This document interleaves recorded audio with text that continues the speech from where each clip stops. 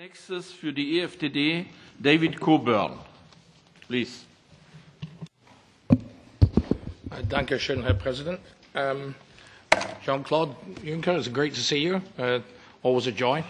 As Prime Minister of Luxembourg, you seem to believe most enthusiastically in tax competition. Well done, sir. I totally agree with you. Tax competition leads to efficiency and forces governments to give value for money and use hard-earned taxpayers' money, either corporate or private, efficiently and properly. I like to think of this as Jean-Claude Juncker à l'ancien. But now, as European President, you seem to have changed your mind and want to remove all tax competition across Europe, encouraging waste of hard-earned taxpayers' money. I think of that as Jean-Claude Nouveau. How do you reconcile the two Jean-Claudes? Again, as Mr. Giegel said, it's like St. Paul having his epiphany on the road to Damascus. Did you have yours on the E411 from Luxembourg? Was it one of those terrible Belgian potholes? I mean, why the great difference now, sir? And can't we go back to the good old Jean-Claude, where we can have, we have proper tax competition across Europe, and you'll have this sort of efficiency and excellent economy that Great Britain has? Vielen Dank für die Frage. Bitte schön, Herr Kommissionspräsident. David, anxiously I was asking myself when you would come back to Britain, but it happened at the very end of your intervention, and so I was not too much disappointed.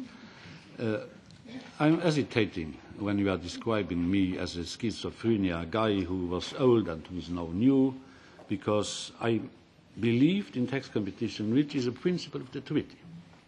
And I still believe in tax competition. But I'm focusing more, and I was, together with not only a few others, neglecting that dimension.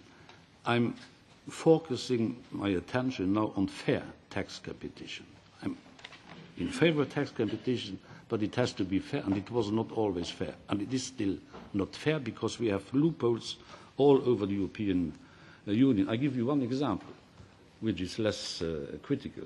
VAT directive. I was the one who in 1991 led the ECOFIN Council to adopt the directive on the VAT harmonization. There you have 250 different rules from country to country when it comes to minimum rates in the VAT framework. So member states are always negotiating in their best interest when it comes to derogations to be added to the principle, to the directives laying down principles. So there is no difference between old and new, but a stronger focusing on the fair dimension of the needed tax competition.